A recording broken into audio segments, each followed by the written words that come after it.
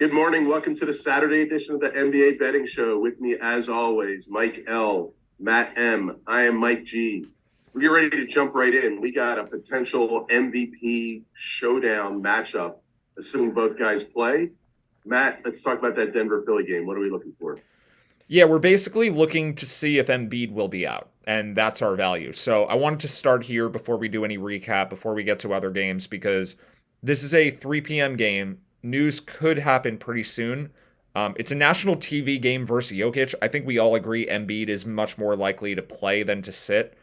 I think he's been dealing with issues all year, and the Sixers are kind of picking their spots where they want to rest him essentially because you could probably make the case on any given night Embiid is not fully healthy and there's an excuse to sit him in any game. But I think he probably cares even more about this one than the Ben Simmons game. Is that fair, or do you think maybe it's the same, or am I crazy? I think he cares more about this one. I Yeah. think he knew there was going to be hype and the crowd was going to be more into the Ben Simmons thing. And Embiid is still a child when it comes to those type of things. So, but yeah, no, I think this game is more meaningful to him. Yeah. It's certainly more meaningful for the Denver fans too. Right. As you've said, yeah. Yeah, I was going to bring up that Mike claims this as a one-sided rivalry and that only the Denver side has a rivalry with Embiid. And Embiid probably just thinks that he's better than Jokic or whatever. I don't know. Well, yeah, Embiid does think he's better than Jokic. The other thing but yeah, the Sixers fans really could care less about Denver. The Sixers fans know how good Jokic is. They're not watching how many fouls are called or anything like that. Like, you watch Denver fan NBA Twitter, and there's some guys, they just break down how many bad calls are made in Embiid's favor every night. So it's comical. I do think Embiid cares more about the award for MVP than Jokic does. Well, yeah, because someone's been there and someone hasn't. Right. Jokic has one for each hand already. So right, that probably is the reason, but still, it's relevant that there is that. So if Embiid does care enough, he probably plays. But we have value. We have a lot of value here if he doesn't play for some reason. Understood. The only other thing I'd throw out there is if Embiid does play, I will be keeping an eye out on the props if there's value. If according to the Stokastic versus the line, if it's positive, I'm going to be firing because Embiid does have the extra emotional stuff of getting the All-Star starting snub. Okay, so, right. That just happened yesterday, too. He is going to, I definitely see him being selfish with the ball this game. I see him taking probably more shot attempts than normal. Now, whether that converts into actual points is hard to say. Yeah, I'm agreeing. I think I don't know if it's necessarily selfish. I do see him just coming out being aggressive from the start, wanting to put up a big stat line as an FU to not getting this. I could definitely see playing some advanced odds on the props here. I think the market probably isn't going to price him appropriately at a 40-point game, where whatever odds you're going to get on that, it's, in the range of outcomes, I think it's probably more likely than what the price is going to be, because I think he's just going to go for it. I'm always skeptical on these because just going by what is projected. So Stokastic has Embiid at 32 points and the line is 32.5. The issue with Embiid, though, for prop betting, and maybe there's a pro and a con to this, his minutes projections are always going to be in the low to mid 30s. And it's basically because if the game is not close, the Sixers are very quick to not have him on the court anymore. So Embiid's range of minutes can be pretty wide. If the game happens to be a blowout, he can play 29 minutes. But if the game is close, he might play 38 tonight. Agree with everything you're saying. Agree with how they manage his minutes based on the game. Obviously, if the game's close, he's playing big minutes tonight. I'm saying even if the game's a blowout, he's still going to get minutes. Okay. He's going to want his stat line up. If Philly is up 10 or 15 with 4 minutes left, he's staying in. Even if they're up 18 or 20, he probably gets a little bit more run through the fringes of garbage time than he might in a different game. I'm saying if his stat line isn't that strong. If he's already got 40 and 15, he's going to sit. But you'll have already made money if you're betting the props. So if Philly is up 17, if they're up 17 with 3.5 minutes left and he's got 29 points, he might finish the game. Yeah, and certainly if he has like 22 or 23 points, Right. he's finishing the game. Yeah, so Or I think it does add some intrigue to betting the over on his points prop, but I don't know if I'm all the way there. Like the number is Like I said, high. Yeah, I'm not saying I'm exactly there yet. I'm going to look at it. You just said what the points line is. I'm pretty excited if Osmo has it at 32 and 32 and a half is the baseline. I'm pretty intrigued there. Like, do we think it'd be fair to argue his median is 34 or 35 just given the motivation? I mean, I guess it's possible. Like, can you give him? I think the combination of things is really strong. You've got the Jokic thing, and the fact that the All-Star snub was yesterday.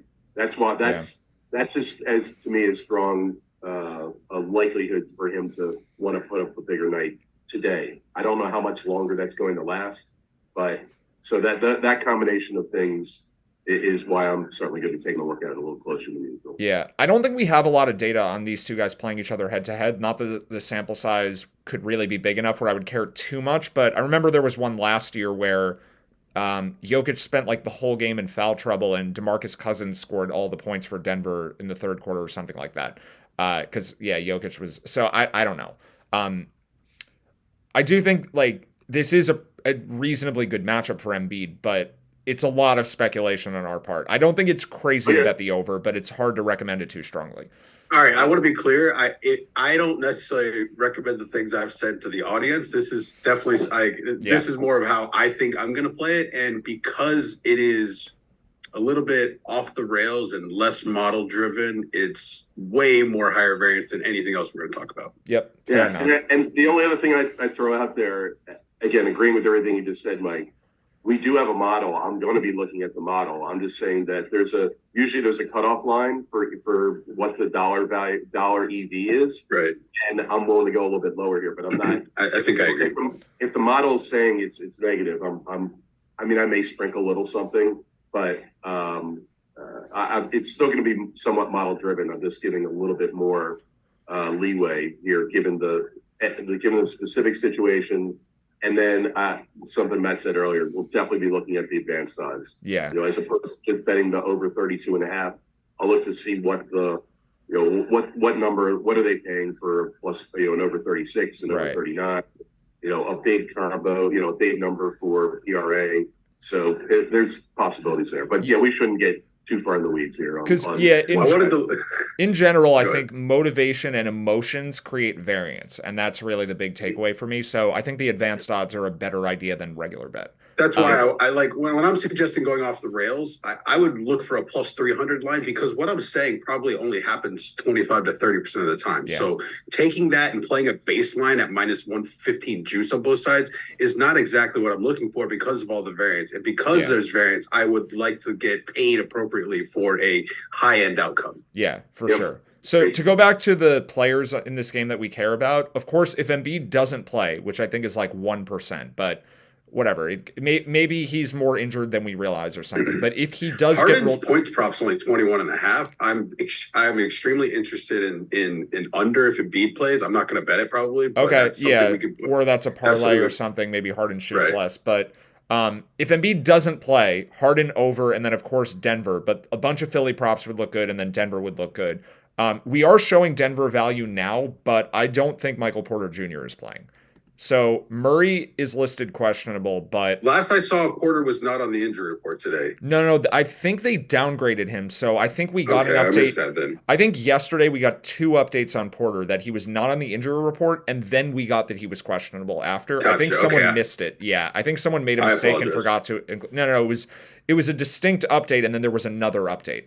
Porter has been away from the team for 3 games now. I don't think he's playing yet, but he might. So if only Porter is ruled out, he's worth like 1.5. That just makes this a fair line. If Murray and Porter, if 2 of Murray, Porter, and Brown are out, then we might have Philly value. But I think Murray is just a residual thing from getting a rest game 2 days ago. Like Murray should be playing. I don't really think there's any chance Murray is out. Brown, I'm not sure, but Brown doesn't really matter too much unless it's compounding. So Porter plus Brown probably brings us to a point where we're shading a little towards the Philly side, but it's not going to be by much. I think the the Bruce Brown relevance is if all three of these guys are ruled out. We have an estimate for Murray at 2, Porter's 1.5, and Brown is a half. I think I have that right. Or Brown's 1. So combined, they're worth 4.5 points, but they might be more like 7 if all of them were out. The compounding is really strong because Denver is not a deep team. They've got like 6 good players. 1 incredible player, and then 5 good players, and then a bunch of really, really bad players. So if somehow Denver gives all of these guys a game off, we have Philly minus 3.5, and it probably should be projected at like 8. Like, it becomes a really strong bet, obviously assuming Embiid plays. But if we were to get that Denver side first and all these guys are out, I would just react to it first and then react back the other way if Embiid got ruled out after. But my best guess is only Porter sits, and that basically just makes 3.5 the fair line. Like, I think Embiid plays, I think Murray plays, I think Brown plays, I think Porter doesn't play. And then we have nothing on this game except for maybe Embiid props if all of that breaks that way. But there is upside to be betting on both teams in the unlikely scenario that Murray rests or is out or whatever, or Embiid. Of course, we have value with Embiid. So the kind of weird thing, though, is if all 4 of these players are out, this is the fair line, too. It kind of cancels each other out. Embiid is worth about as much as these 3 guys combined. But we're going to get them at different times, so you'll be able to like create a middle out of that, most likely. I just think that is like, that scenario is total chaos, and we're probably not getting it. But I did say that, last week, and Donovan Mitchell and Giannis both got ruled out at exactly the same time in a game where we thought that would one play. was wild. It can happen. It can happen. So staying attentive early in the day today, I think, is necessary because, again, this is a 3 p.m. game. Warm-ups are going to be starting at like 1:30. And if someone is getting ruled out before warm-ups during the coach's pregame press conference, that could happen like an hour and a half from now. It could be pretty early in the day. All right, I think that's enough for that game, right? I think we've covered everything. Let's do a bit of a recap of yesterday, and then we'll talk about the rest of today's games. Sounds good. Okay. So there were a couple games to talk about just in terms of the results. I'll just mention what we had, and then there was one game here where process-wise it's going to be pretty relevant going forward. So the Pacers. Giannis played, but Turner was active, so we got the value on Indiana. We were recommending them at plus 8.5.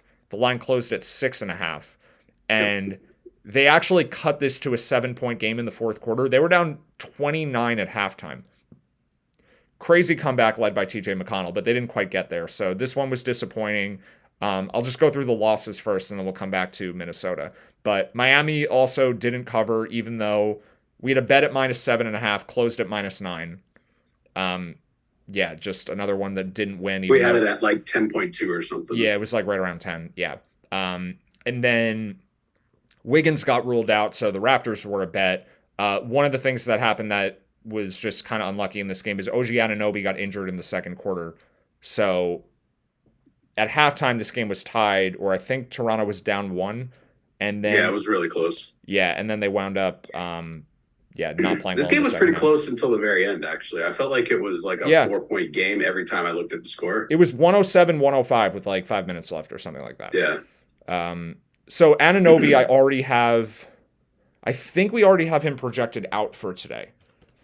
Like, it's a back-to-back, and he got injured and didn't return last night. So, that would make a lot of sense. We'll come back to that game, too. But, so these were losses, but Minnesota, we got Desmond Bane ruled out, and like we had talked about, Bane is really important with no one behind him.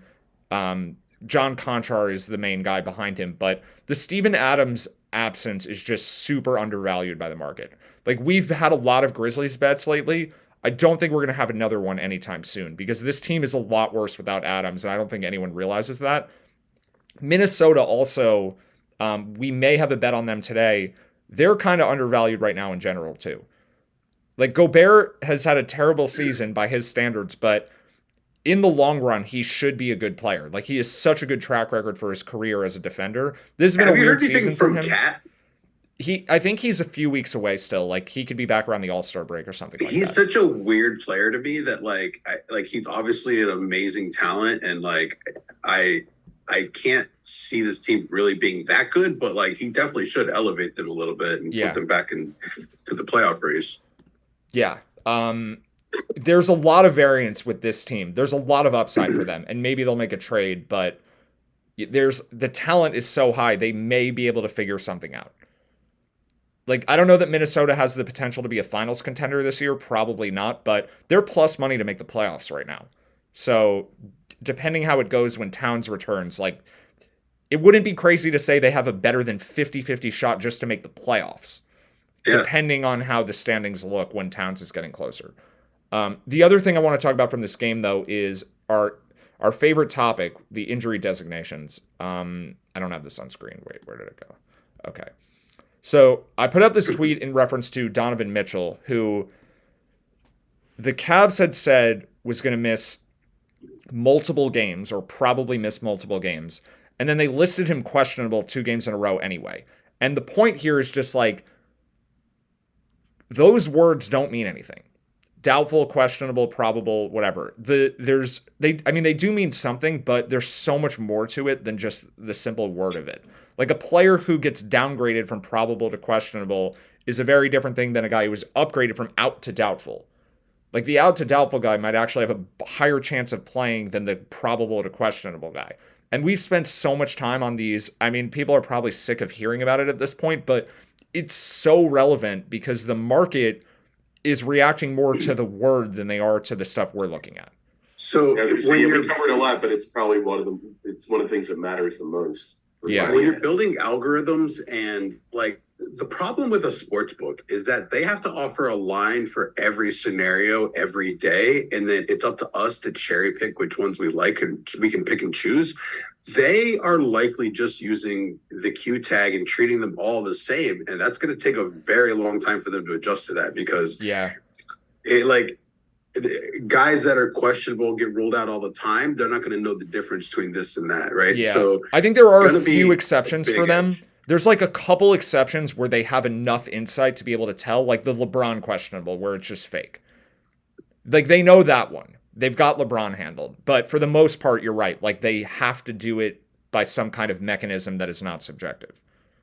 So I think they can use their subjectivity around LeBron and maybe like 2 other guys, but most of the time they're wrong. So as it relates to today, what's the Gobert designation for today? Well, as it related to Gobert yesterday, before that, when Desmond Bane got ruled out, the line for that game only went from 3 to 2.5. It moved a half point, and we had Bane worth like 3.3 points. And then when Gobert got announced in, it moved another 1.5 for Gobert. And Rudy Gobert was listed questionable yesterday for like the 4th consecutive game. He had played in the prior 3. He had specifically said that he was feeling good after the prior 3. And Minnesota just likes to list their players on the injury report. Yeah, we had just talked about this. It's for whatever reason, this year's Minnesota team has been very loose with their Q tags, and that's just, they're not quite Miami loose, but they're coaches like playing games whether they admit it or not, and we have to decide what games they're playing. Yep. Yeah, and so yesterday with the Q tag, I didn't even put Gobert on this sheet. Today, with no Q tag, I have him on the sheet. I think he's less likely to play today than he was yesterday, even though he's not listed today, because it's a back-to-back now. He could get a game off because of just that.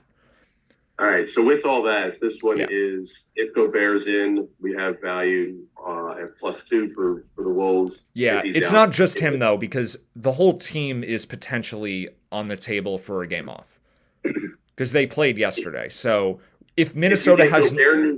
If you get Gobert news in with no other news, are you betting Minnesota? Or are you No. The way this is likely going to go anyway is we're going to get an injury report, and it needs to just be a clean injury report. Got it. So I don't care if like Austin Rivers is out, but we need Gobert, we need Edwards, we need Russell, and we need Kyle Anderson, the 4 important players on Minnesota. If all those guys are good, then we're good. Yeah. If any one of them is out, it's no longer a bet. Like Minnesota without Towns and without Jordan McLaughlin, who's actually kind of important for them off the bench, he's been out too. Without those 2 guys, there's no depth on this team. So we need their core 4 players to be in. Yeah. Because it's not even a huge edge anyway. Yeah. You know who would look really good in a Minnesota uniform? Walker Kessler. They could have just kept that thing. By the way, Walker Kessler is now 35-1 to win Rookie of the Year on FanDuel. He was 1,000-1 last month. I'm so mad. I wanted to buy like $10 a year bet on that 1,000-1 so bad. I don't think you would have offered it, but I really wanted a nibble there. I would have just told you to bet it at 500-1 at one of the other sites, and you could have done that too, because that was also available. I think there are still lines of him north of 100-1, and I don't know that it's plus EV, but we should maybe have our Twitter notifications on for Paulo Banchero. Underdog will tweet if something happens to him, but an injury to him might, I'm not saying Kessler should be Rookie of the Year over Banchero, but I think you could actually argue he's been better than Mathurin.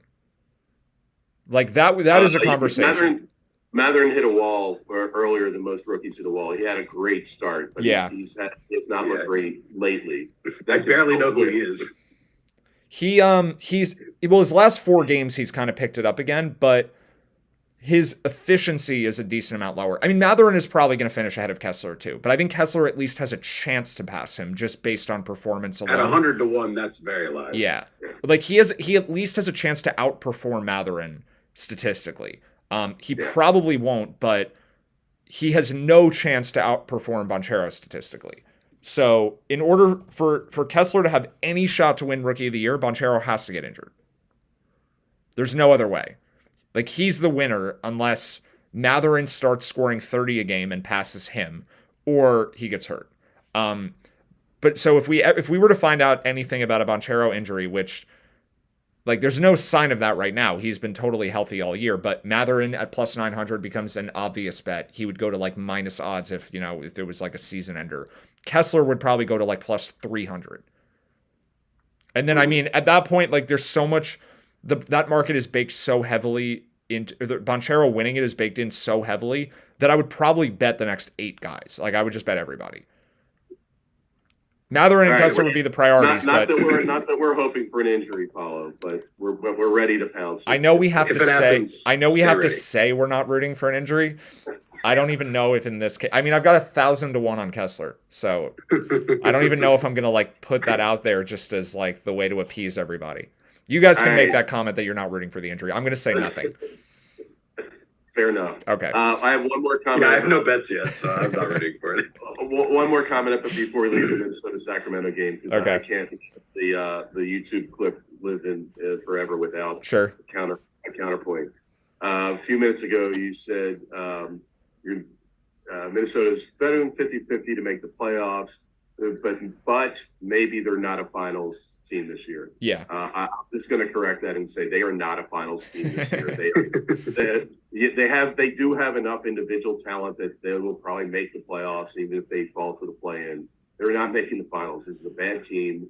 Gobert doesn't fit. I know you keep saying he should be good. His history's this. He doesn't fit on that team. It doesn't make any sense. If they were going to figure things out, Cat being out, and give him no continuity, this trade is going to go down as one of the worst trades in history. Sorry, they're not a finals team. So, okay. No. The finals team comment is one where they make a trade to make a team that fits better. I don't think this team as presently constructed has any chance. I agree with you on that. Well, who are they going to trade? They already gave away all their assets. True. They'd have to trade Towns. They'd have to trade Towns. Yeah, true. And you think a Rudy Gobert, Anthony Edwards, D'Angelo Russell team is going to go to the finals? They'd have to get someone really good for Towns. The only thing, if they trade Towns, would be to restock the draft picks. Right. I guess.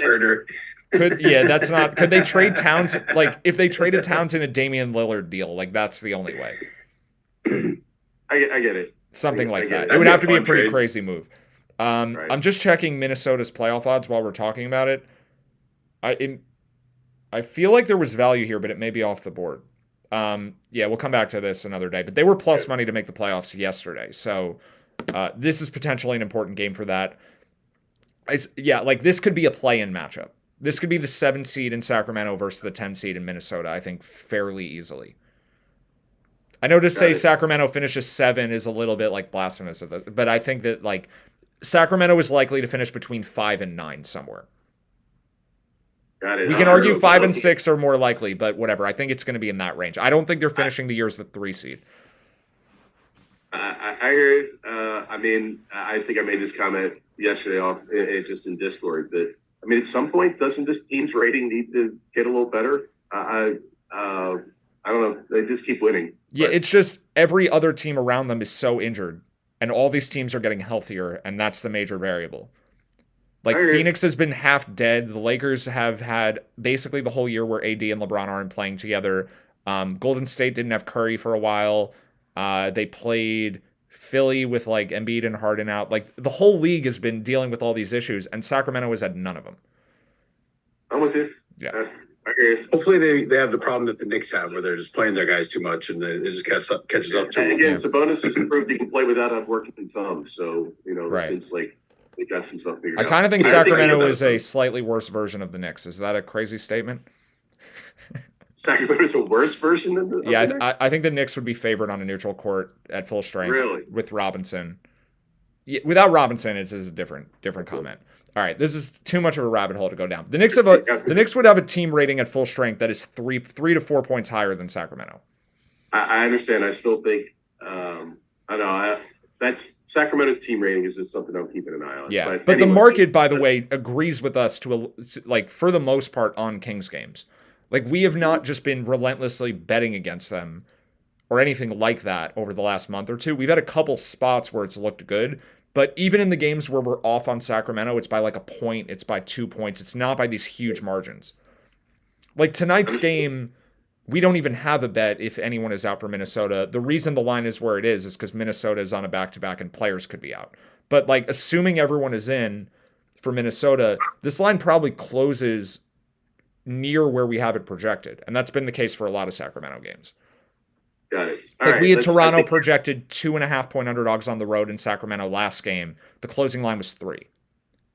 So it's not like the market is saying one thing and we're way off. It's the public is saying one thing, we're saying the opposite, and the market is like in between but closer to us than the public. Right. Yeah. All right. I think we've covered enough on Sacramento, Minnesota. What game we want to talk about next? There's not much else going on today. I do not have LeBron listed here with his fake questionable tag. He does have one though. So if he's ruled out, which I think is like 1%, Boston will be a bet for sure. But I don't think that's going to happen. The game I actually heard your voice in my head yesterday. I saw this LeBron Q tag. I opened up my book and I'm like, this is a fake Q tag. Screw it. I just left it alone. I don't think there was a Lakers line anyways, but I still I heard Matt's voice in my head. Yeah. Sorry. When you heard his voice in your head, was it offended? Because Matt's always seemed very offended about the fake LeBron tag. It's not. No, it's just it was obvious. A couple things from YouTube. One, there was a question about Kessler and a Kelly Olynyk who may be back today. Will Hardy actually said that he thinks he's going to keep starting Kessler even with Olynyk back. They also probably will trade somebody, and it's not going to be Kessler. No, they're not trading Kessler. Kelly Olynyk is a clear trade possibility because he does have value for a lot of teams that need to stretch big. And if you're Utah, you just want to give more minutes to Kessler anyway. Yep. So that he is likely to, like the stat lines, I'm not saying he's going to be putting up 20s and 2020s again, but the stat lines of the last few weeks are definitely, the last few weeks is more indicative of what the rest of the season is going to be. Right, he's trending up and he's unlikely to hit the same rookie wall because he hasn't played a lot of minutes yet. Yeah. He's been like gradually progressing throughout the whole year. The other question was about the Clippers, and they have a back-to-back tonight into tomorrow. Let's come back to that. Although we do have a bet on Atlanta, so maybe I'll mention them briefly now. Then the other game I want to talk about is Toronto-Portland. I forgot about this Atlanta thing because I spent so much time tweeting about it that I forgot that we didn't talk about it. I was reading a couple of your tweeted. Oh yes, we have value right now. Right? Yeah, this is a recommendation for right now. Okay. Yeah, I bet this one last night. When I was tweeting about it. The plus ones might not be available. So last night was 1.5 at DraftKings. That's where it opened. So that was why I put it out on Twitter. It's now pick'em basically everywhere. You can still get +1 at FanDuel. I think that's the only place. Otherwise, it's pick'em everywhere. But even at pick'em, it's fine. Like we're projecting Atlanta -2.3. So if all you can get is like a -108 or -110 money line, I think it's a half unit bet. FanDuel, it's -108. So it's not much better. But I think those are like half unit bets at those numbers. The +1 where you'd have like a +100 on the money line, which is what I got yesterday, I don't think those are available anymore. So that was why I tweeted it, because I knew this line was going to move.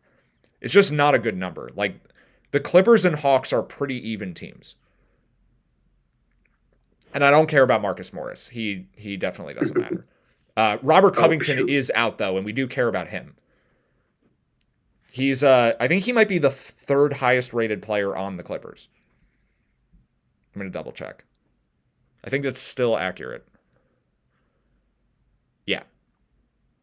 There's obviously a very large drop off between the top 2 and the rest, but he is number 3, just barely, ahead of guys like Zubac and Mann and Kennard. He's a little bit ahead of those guys.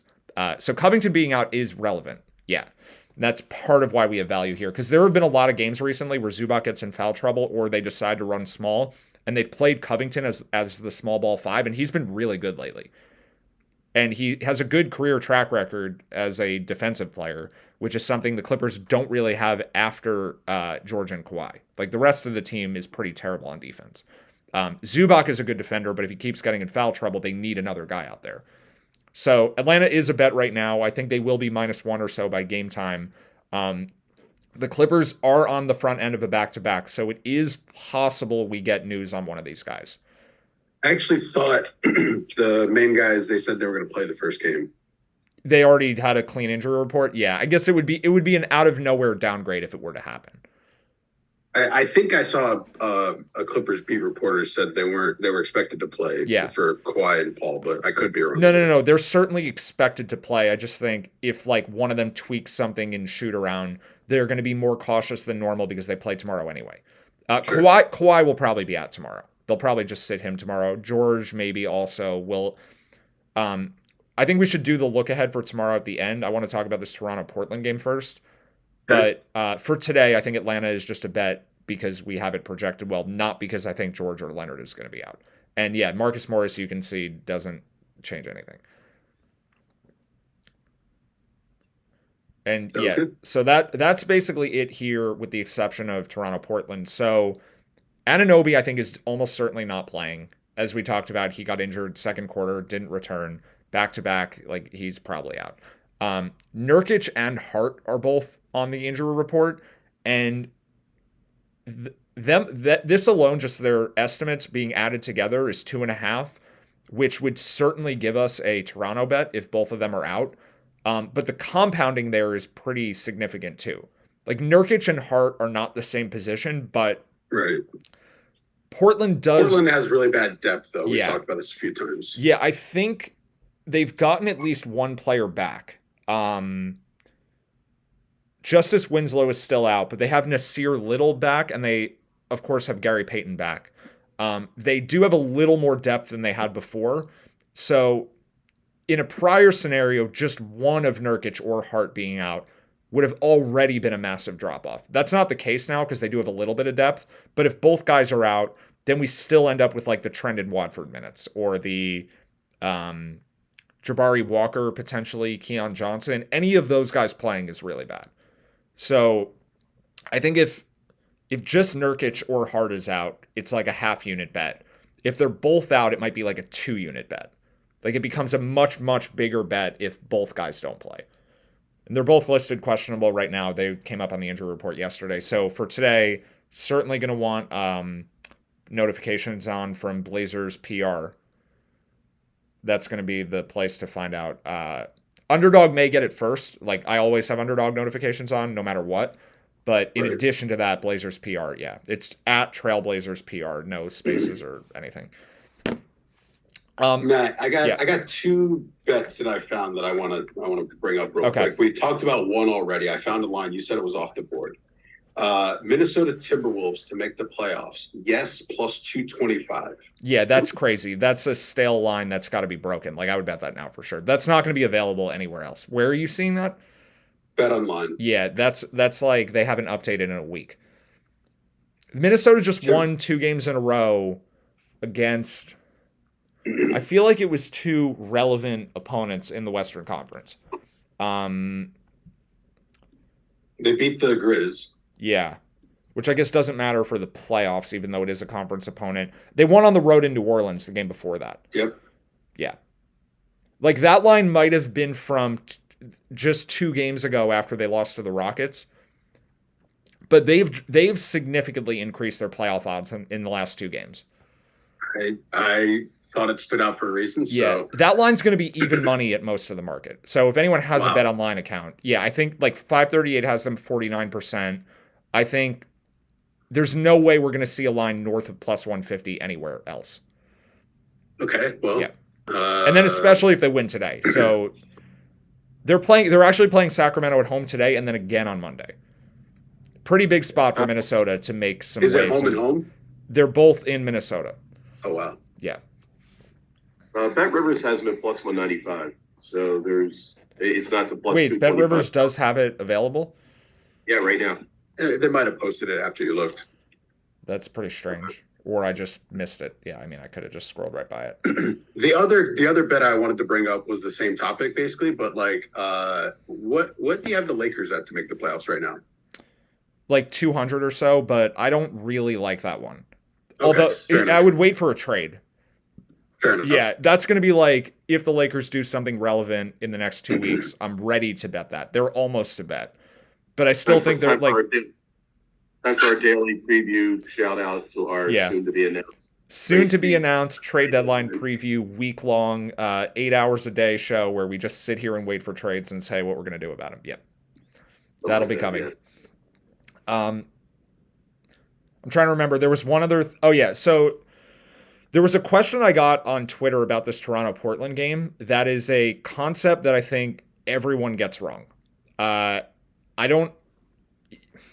Yeah, I'm going to break this down quickly, and then we'll talk about the look aheads for tomorrow too. But someone was asking me about like a matchup within the game where one team is a really good rebounding team and another team that they're playing is a bad rebounding team, or that one team turns the ball over a lot and the other team forces a lot of turnovers. Okay. In general, I think this is entirely irrelevant because if we have a fundamental team rating for 2 teams playing each other, if one of them is a 10 out of 10 in one category and the other is a 0 out of 10 in the same category, that difference is going to be made up elsewhere because we do have a fundamental team rating. So if Toronto is way better than Portland at rebounding, that means they are way worse at something else for the ratings to balance. I think another way of saying that would be each player that we have in the model has an offensive and a defensive rating individually, and each of those categories affects the offensive and defensive rebounding in whatever fashion. So whatever their struggles are in a certain rebounding category is definitely part of what makes the team rating what it is. Yeah, that's true. And then also what I'm saying is if one team is way better at something than another team, but then in the opposite direction, that team is, or the team that was way worse in a category is then just a little better in every other category. So I'll just make this a concrete example. Say Portland is at a major rebounding disadvantage. They may have a slight advantage in 3-point shooting. They may have a slight advantage in drawing fouls. They might have a slight advantage in passing. They might have a slight advantage in like 4 or 5 other categories. And in the aggregate, these things all cancel out. If the 2 teams are even, it doesn't matter that one is significantly better in one category and the other team is just slightly better in all the other categories. Because it's not something where they can explicitly try to take advantage of it directly. Like Toronto is not going to be able to play to their rebounding advantage. Like what are they going to do to like make it so that is the dominant variable in the game? It's a different thing if we're talking about those scenarios where like the Pacers are unable to guard Nikola Vucevic because their center is O'Shea Brissett and they have no size. Like that is a different thing because the Bulls can change the way they play and just give the ball to Vucevic under the basket every single time. And if there's a weird scenario like that, that is relevant for us to talk about. But if one team is just bad in transition and the other team is good in transition, like how much can a team really ramp up their fast breaks? Like they have to be able to force the turnover and then they're changing their entire game plan in a way that probably doesn't change that much. So I think like these variables, people really like to talk about them. They just don't matter that much. Like I don't have a study on this to refer to, but I think logically it doesn't make sense that anyone should spend too much time on it. Like matchup Yeah, advantage, disadvantage in a statistical category, I just don't think can matter that much. Yeah, I think I agree on an overall team perspective because our team ratings likely are going to factor each individual. Not just our team components. ratings, though, anyone's team ratings. Like, this is Sure. not specific to us. This is to any team rating that can I've exist. often thought, are we not thinking long enough about individual player matchups? And the only time that I think this is relevant is something like, when Drew Holiday's guarding at somebody, right? Like that is probably going to fundamentally change the way the game's played to some degree. Maybe the ball handler is different. Maybe they're just doing different things on offense because Drew can literally like erase a certain type of player. Yeah. Those I mean, are the things that he I can and he wonder if can't we're though. not Like, seeing. all it takes is one good screen, and that guy Drew is no longer guarding the player. Obviously, there's ways to counter this, and Yeah. I'm not. But he obviously that's part of the game plan, right? So if they're running more screens, then there's pros and cons to that to the result of the game. So Yeah, these are variables, but they're so far removed from the core variables. Like, the overall team rating might be 90% of the equation, and then everything else that you could think of about basketball combined in the aggregate is only 10%. I So think that's extremely fair. We're missing something. Like, our process doesn't capture every part of basketball. It's a pretty like basic level of understanding of how Which the game is also works. So why just we add all need the- a certain edge to be able to bet. And Right. we don't just take every like half point edge and say that's an edge because obviously there's vig involved, but there's also like and anytime I bet on sports, there's a level that I'm building in to where like either I don't know or I'm wrong or like the model could be slightly flawed in an extremely advanced way that I Right. can't Well, predict. that's why we do things like care about the closing line, because we're trying to learn something from the market that isn't directly our numbers. That's why we do manual adjustments some of the time, like this positive adjustment that I always have on Sacramento, because the team seems to mesh together really well. But a lot of these things too, they're true until they're not true. Like, you remember back at the beginning of the season where we were saying maybe the Celtics are just way better than their team rating. And maybe the Jazz are way better than their team rating. And like most of the time that stuff, like if a team is doing something unique that is quirky, other teams will start game planning around it, and then that edge kind of disappears. So I think that's already starting to happen with Sacramento, honestly. But because Sacramento's winning streak was mostly like 2 months ago at this point. But yeah, to care about these like micro variables more than you care about the macro variable is definitely foolish. To care about them in addition to, okay, that's fair. Like, if you want to just go really, really in depth and care about the small variables in addition to the large variables, that's fine. But to use them to as the 10% that they are. Right, treat them as that small percent. But a lot of people, I think, take that little 10% and that's everything they care about. And those people are just going to come up with the wrong ideas about most of the games. Yeah, but those are the guys that are, worried about the last 10 games and they're worried about that's a process problem. Right. And I think that was good to bring up. But that was that in reference to the Portland game today? Yeah, someone had asked me on Twitter about the Raptors' rebounding advantage. I mean, the Raptors may be a good bet anyway, but it's dependent on the Blazers' injury news. It's not dependent on anything else I'm seeing about the game. If Anunoby gets upgraded also, that would help, but I don't think that's going to happen either. But yeah, that like seems unlikely to me. Yusuf Nurkic and Josh Hart are way more important to this game than anything else that is currently on the table. Yeah, I think that's enough on that. Let's quickly look at tomorrow for back-to-backs, because the Clippers, I think, are pretty relevant here. My unabated login. Hold on. This is going to take like 5 seconds. The problem with this Clippers-Cavs game for tomorrow is the line may take a while to get posted because we're still waiting on Donovan Mitchell. So it's going to be a little bit hard to figure out what to do here because we don't yet know if Mitchell is playing. And we're now outside of that likely to miss a couple games window. Yep. So now it's actually the advantage we have here, I think, is slightly erased when it comes to Mitchell, and now we're going to be a little more guessing, just like the market. Right. Yeah. I mean, I do. In literally just now, DraftKings posted lines for 3 of the 4 games for tomorrow, but the Clippers-Cavs game is the one they currently have off. Those just all popped up on screen. That's the only back-to-back. It's one of 2 back-to-backs for tomorrow. We're not going to care much about New Orleans because New Orleans is such a balanced roster that even resting someone like Brandon Ingram doesn't really move the needle all that much. like Ingram probably will sit tomorrow in Milwaukee. He just came off a long layoff, but I don't think we like that. That's a half point impact. So the major game here is Clippers versus Cavs. And off the top of my head, if everyone is healthy for both teams, Cleveland should be favored by 5 or 6. Mitchell is going to be worth about 4 points. George and Leonard are both going to be worth about 4 points each. So without any news, if the Cavs are favored by, I think even if the line were to open Cavs -5, which is the fair line, if everyone is in, I would still bet Cavs -5 because I think Mitchell is way more likely to play tomorrow than Kawhi and George. Like they sat Mitchell on a back-to-back against Houston and OKC. Tomorrow they're back at home against the Clippers. I think he probably is able to play in this game. But we probably will hear something at some point today. So what I'm laying out is only for the scenario where there's a line, but we haven't heard anything yet. If a line pops up at 5 or less, even if we haven't heard anything yet, I'm going to take Cleveland. Sounds good. Yeah.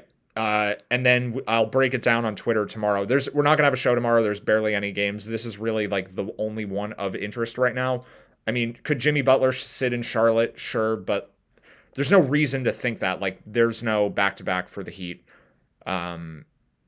Yeah, so it's really the main game is this Clippers-Cavs game.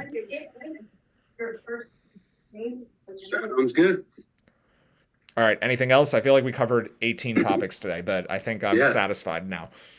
I'm gonna double back to just one thing real quick. And I agree with everything that was said. Can you pull the value sheet? Yes. I want to talk about that Toronto Portland game. One other thing, back to the point that was made by one of our viewers on this rebounding thing. Okay. I agree. You can't just look at that, but this one's actually kind of relevant today. I know this only because I've been watching some prop lines lately, and Josh Hart's line was surprising me a couple days ago when it was 7.5. Josh Hart is the second leading guard rebounder in the league. He averages 8.1 a game. So if you take Nurkic and Josh Hart out on a bad rebounding team, talk about all the compounding. Again, it's not that on its own, but that with everything else and all the compounding that we're talking about. And the point I was going to make earlier, but we got off of it. There's not a whole lot you can change. You're right. For certain advantages or disadvantages, I think one that you can is for rebounding. You might have a higher crash rate. Like the coach might say, go for the offensive rebounds a little bit more. There's a certain strategies for when you're sending guys to the glass. And if Portland's already one of the weaker rebounding teams, and then you're taking 2 of their better rebounders away, it's just like I said, on its own, no. But this is one more thing to keep an eye on, that why there will be value if those guys are both out. No, tonight. That's fair. So, yeah, I mean, it's already an amazing bet if they're both out. It might even be better than we think. But yeah, I think I agree. Like, the matchup thing is going to be irrelevant, except at the very far ends of the spectrum. And the situation you're laying out is in a very extreme case. Like, one team is in the top 5 as a rebounding team and the other team is in the bottom 5 is not nearly extreme enough for me to care about. But if that bottom 5 team is now missing their 2 best guys for that particular statistical category. So again, I appreciate the point being brought up on YouTube. And there could be some extra relevance here if both those guys are out. So just like I said, one more reason that makes this a real solid bet if both guys are out. Yeah. So, I mean, we just one more thing on this game too. We also do have to worry that Fred VanVleet or Pascal Siakam or anybody could be out for Toronto too. They just played in Golden State last night. But assuming this game breaks in the optimal way where only Anunoby sits and then Nurkic and Hart are out, this is somewhere between like a 2 and 4 unit bet on Toronto, depending how much you want to care about the thing you just pointed out. Yep. Understood. Yeah. So we're talking about bombs away. Great bet or a spectacular bet, depending on how strong you want to go. This is going to be the game where Gary Payton finally shows why Portland. I mean, he's going to have extended run if they're missing that many guys. And I don't let's just hope he doesn't do that because he is injury prone and maybe they won't. But I feel like this would be the game where they play him more. And that's never good for anti-Blazers things. That's right. All right, last trivia question to end the show. Okay. Unless anybody has anything else. So Josh Hart's the number 2 rebounding guard in the league. Who's number 1 and number 3? Luka Doncic, number 1. Correct. Okay. And number 3? This is harder for sure. Yeah, this one, it's almost a trick question because I still think of this guy as a small forward. So I'll just. Is it LeBron? No, it's Josh Giddey. Josh Giddey. Okay, I wouldn't have got that. They have Josh Giddey listed as shooting guard. They're all at 8 or above. Yeah. Doncic is over 9. But, Josh Giddey is the small forward on the team. It's Shea and Dort. I don't know. Whatever. Positions are weird. Positions don't matter. Yeah, positions are weird. We could go all the way back to Embiid All-Star, like where we started the show, and talk about how positions are dumb. If you want to do that again, but I think we've done enough today. All right. So we went down. This was the over under on rabbit holes was 6.5, and the over came in. So good show, guys. As always, keep an eye on the Preaching Sense Twitter account. Matt will try to keep us updated throughout the day. Tomorrow, no show because everybody will be rooting for the Eagles. Go Birds. Yes. And we will see you Monday morning. Take care, guys.